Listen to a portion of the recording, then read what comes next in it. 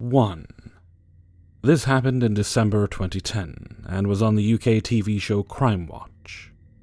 Liverpool, England. Mid-December 2010, I was 16. I was off school for the half-term and was playing video games all day, basically. I live in a semi-detached 3-bedroom house. Due to my bedroom upstairs being fairly small, my mum let me have the back room downstairs as my room too. This had things like my PC, reptiles, guitars. This also had 2 double doors backing onto the kitchen. One night around 2 a.m. I was playing World of Warcraft and using Ventrilo, talking to guild friends. Pretty standard night. At this time my sleeping pattern was horrible, and I was staying awake all night playing WoW. I pretty much always have my back door a tiny little bit open to let some cool air in because of the heat coming from my computer at the time. This had never been a problem. We live in a relatively quiet area. Our garden backs out onto a small wooded area, and the only people I have ever seen in there were kids making dens or playing games, etc. With having headphones in, I couldn't really hear anything outside because of the game volume. But I remember something catching my eye a little. My PC desk is about 3 feet away from the double doors against the wall. Anybody outside would be able to see me sitting at the desk. I turned and see a hand opening the door. I froze and remember spinning around in my chair and ripping my headphones out. This would also be a good time to add I was home alone. My mum and dad were at a wedding party and I was fine with staying home. A man about 30 with a shaved head and a scruffy beard was standing at the door. We sort of stared at each other for a few seconds, and I asked him to close my door and get out of the garden. He very casually walked in and just stood there. I remember freaking out a little and standing up and moving to the other side of the room. I walked towards a shelf where I had a penknife, and took it and told him to fuck off. He said he knew nobody was home and asked me to let him stay on the couch until my parents' car turned up, and then he would leave. I was super freaked out and again told him to leave the house. He got visibly agitated and started walking around my room looking into my reptile enclosures. I told him to leave or I was going to ring the police. I remember not being as terrified as I should have been for some reason. It was only after I realized what a bad situation this was. He said something along the lines of, "I'll be able to stab you before you phone the police. So if you get your phone, I have warned you." I remember then going out of the room and shutting the door behind me and leaning on it, so he was locked in. I heard him walk to the door and try the handle. Then he started really pushing on it while screaming at me to move. I weighed up my options, and it seemed like the best option would be to run out the front door and knock on a neighbor's house. But my very small dog was asleep in my bedroom upstairs, and I would not leave him in the house with this person. I know my dad kept a police cosh in a cupboard in his bedroom, so I sprinted upstairs to find it. While rustling in drawers, I heard him walking up the stairs and through my parents' bedroom door. He was staring at me through the spindles on the staircase. At this point, I was panicking and terrified. He had a steak knife in his hand also, which he raised up to show me. I had the cosh and a penknife, and we were similar sizes. He didn't move for a bit until I asked him to please go because this wouldn't end well for one of us. He told me he would be back and walked back down the stairs. I heard him go through my room, which he came into, but wasn't sure if he had gone. I slowly crept back down the stairs, but what made it even more intense is, for some reason, he had turned every light off. Before I got to the bottom of the stairs, I called the police while watching the doors to see if he came. He didn't. The police arrived 10 minutes later, and my parents shortly after. They searched the woods behind my house, and in the fence facing my house they found some used needles, gloves, and a huge roll of carpet, and about 10 cigarette stumps all in the exact same place. They suggested he may have been watching me because in the dark, he would have a perfect view of my well-lit room through the doors. They never found him, but I never to this day leave my back doors unlocked anymore. 2. Back in my freshman year of college, I was a fairly trusting person and probably got myself into a lot of bad situations. I was pretty dumb and very lucky. However, there was one incident that will always remind me to have a better situational awareness. I was walking back to my dorm from a class in the early evening, speed walking because I had another class at night and wanted time to relax beforehand.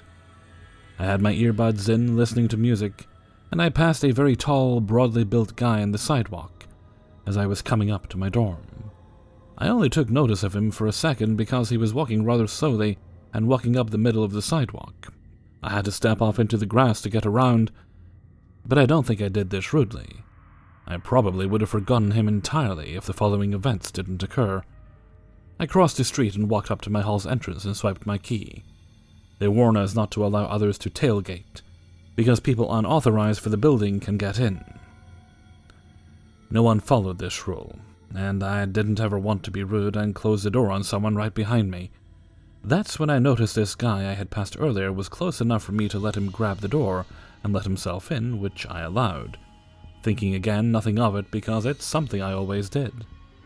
I lived on the 5th floor, which was a girls-only floor. The genders were separated by floors, so floor 4 and floor 6 would be the men's floors nearest to mine. He and I got on the elevator with a few other people. I pressed a button for the 5th floor. I noticed he didn't press any numbers. That's fine. Maybe he was getting off on the floors before mine, like the others in the elevator. We stop at the 2nd floor, and a couple leaves, he doesn't get off. We stop again at the 4th floor, and the remaining person leaves. He stays, and we're alone. That's when I started to feel a bit funny. He wasn't standing too close or anything, but he seemed to be looking anywhere but at me as we rode up to the 5th floor. I did think it was odd, but it could be explained by mere coincidence. We stop on my floor, and I leave first, relieved to leave the awkward space and continue on my way.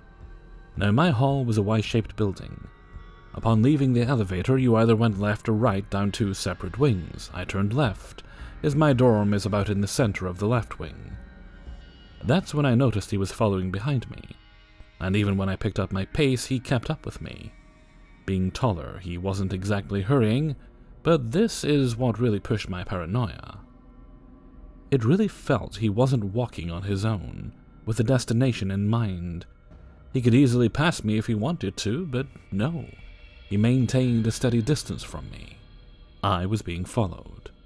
I started to panic, and when I reached my door, I realized how empty my floor was at this time of day. He was going to reach me just as I opened my door, and that's when I decided it would be better to stay in a public space and scream if I needed to. I could also run down the hall and the stairs at the end of the wing. If I opened my dorm door, it would be too easy for him to come in, lock the door, and overpower me.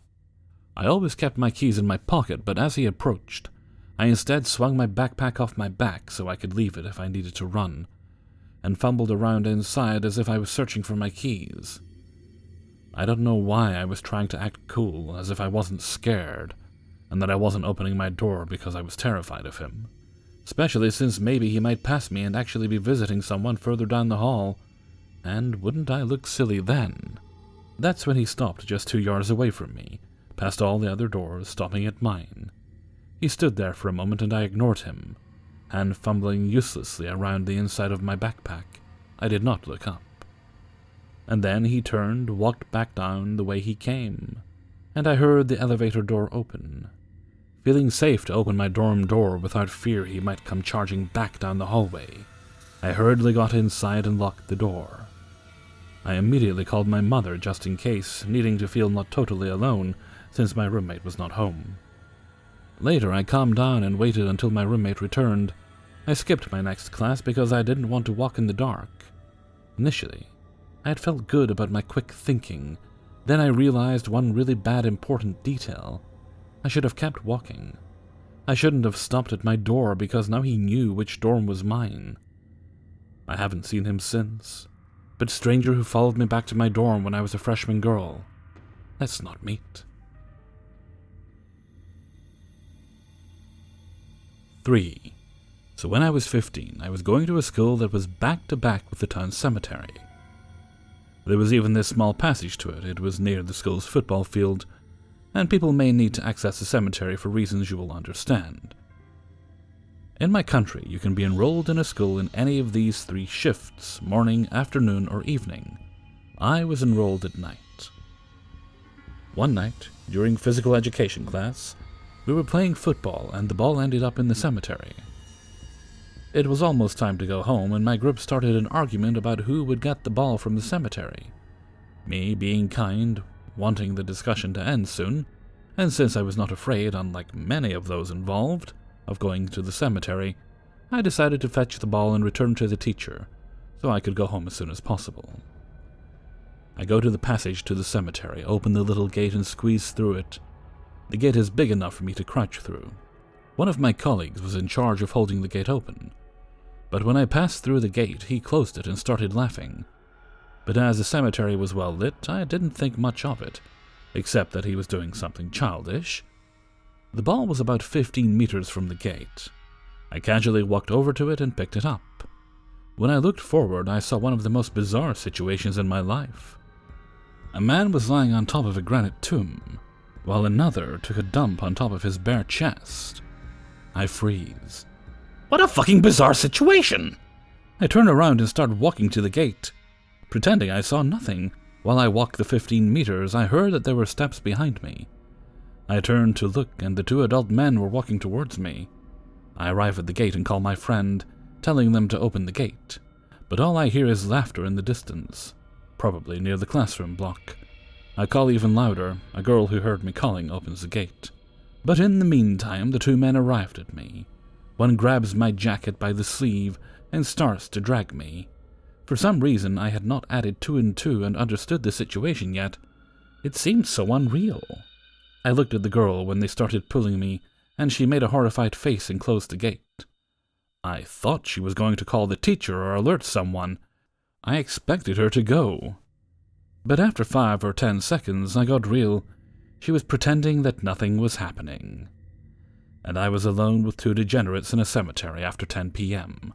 They dragged me near the grave where I saw them, and one of them, a drunk guy, started talking in a drunk voice. What do you say? I didn't see anything. Come on, what do you say? I didn't see anything, I swear. Drunk guy at this point starts to get violent, and still holding me by the jacket sleeve, pulls me closer and speaks in a more serious tone, before he seemed to be kidding. Say it at once. What do you say? The other guy, the shitter, looked like a drug dealer. He had all the red flags that a drug dealer would have. When I said what he was doing in the drunk guy's chest, he pulled a knife. It wasn't a small knife. It was a knife a little less than the length of his forearm. I instantly felt like I got 4 more pairs of knees. He started talking while pointing at me with his free hand. I remember your face. If anyone finds out what happened, I will find you and I will cut your neck. I was so scared that the only thing I managed to gather courage for was to mumble something about going back to school, and I promised that I would never say anything about it again. Oops. They let me go, but at no time did the grim pooper put the knife away. I went back to the gate and once again called for someone to open. My colleague who closed the gate on me the first time was the one who opened it. I instantly punched him in the face. He fell down, put his hand on his face, and asked why. I said, "You should have held the fucking gate!" and walked away, delivered the ball, and went to the classroom to gather my things. I thought it would all end there. But it was just a break in this horror movie. When leaving school, there were easily 200 or 300 students leaving at the same time, parents picking up their children at school. But I lived 2 kilometers away and walked home. It was not a dangerous place, and we never heard any case of a crime being committed with a student. I was still completely terrified of what had happened to me, but I couldn't tell anyone. On a normal day, the first part of the walk home was fun. I walked part of the way with 4 more friends. On the way, played and talked, but they lived between 800 meters and 1 kilometer from the school on the same street, so I kind of delivered them to their respective homes in a sequence, and walked the remaining kilometer alone. Again, on a normal day, that kilometer alone was no big deal. The way home was generally well lit, and I passed busy places, sometimes bought a snack at those places. But on that day, I just wanted to leave. I walked with my friends over to their houses, barely participating in the conversation, which was unusual, and started my little 1 kilometer journey home. I don't know if anyone else can say that they have already felt it, but there is something different about us when we are scared. We're more alert. On the way to my house, I passed 3 bars and a church, and the rest of the way was on a street that had a soccer field on the corner and a nursery afterwards, both closed at this time. So that was definitely the worst part of the way home. I'm passing in front of the nursery, just after passing the football field, when I hear the sound of footsteps stepping on leaves, then on concrete, then leaves again, alternating in a pattern. There were parts of the sidewalk that had concrete floor, and others that were just dirt and leaves. Again, when we are scared, we are way more aware of everything. I ended up realizing that someone was walking where I had just walked. They were the same sounds that I had heard a few seconds ago, almost like déjà vu. I look back, and 2 men are walking very fast towards me. I don't even think when I realize myself. I'm running at full speed. Not in the direction of my house, but straight ahead. I run a block and arrive at the border of the city. My house was near the end of the city. I make a turn to the left, and this time, I start going home. There are still 3 small blocks to my house. When I look back again, they are running after me. I start to stumble because the street was not paved, and I almost fall. But this is enough for them to start reaching me. I turn left again, this time on the street I live on. I reach my gate and it's unlocked. I go in and barely close the gate back. When I get to my door, they are trying to open the gate. I go in and lock the door, well in time, as they open the gate and start walking around my house. I take out my cell phone and start calling the police.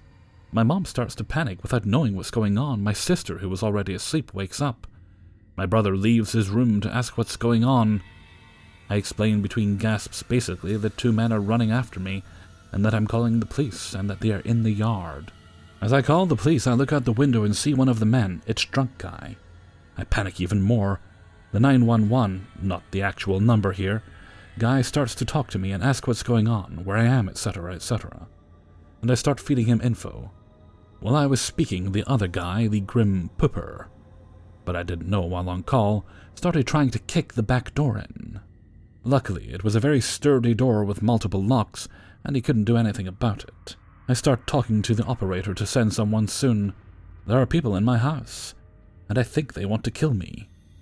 He tells me that when I told him the situation and the place, he had already sent a vehicle. What I could tell him now was just to help the police when they arrived. So I start describing Drunk Guy, who is the only one I see. I start walking around my house, trying to see the other guy through the window. I catch a glimpse of him and immediately knew who it was. I gave the description that I remember from the cemetery. I live near a prison, so there were always police cars nearby, and in less than 5 minutes they were at my house. The Grim Pooper and Drunk Guy tried to jump over the wall to the neighbor who lived behind me. The police followed them and managed to catch the Pooper. The Drunk Guy somehow escaped. I heard they found him later somewhere else, and that he was questioned by police, then let go because lack of evidence.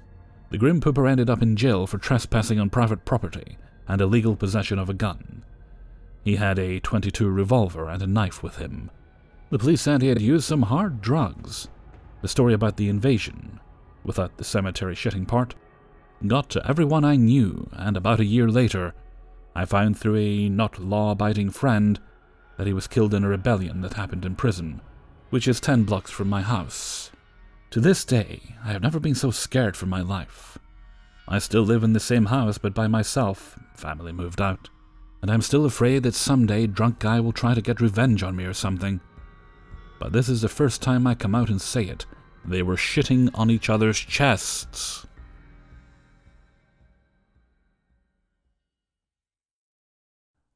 Hey everybody, Hellfreezer here, and thank you very much for listening to 3 True Scary Stories, episode 475. And thank you very much to everybody who allowed me to use their stories in this video. As I was going to bed last night, I went to bed late, so I couldn't help but notice it was snowing again. I think it's laying a little bit, but hopefully it's not too bad. Damn weather recently, snow, storms, Although it doesn't seem to be that windy today, so that's an improvement. Anyway, where are we now? This is Wednesday. By the time you guys listen to this, I'll be finishing up, if I haven't already finished, the Glitch Monthly. I haven't got all the stories for it yet, but I believe I should. I've got about 6 so far. Going to send emails soon. I'm recording this on Monday, so I think we'll be okay. And with that, I'm going to head off for now. So until next time, thank you very much for listening, and take very good care of yourself.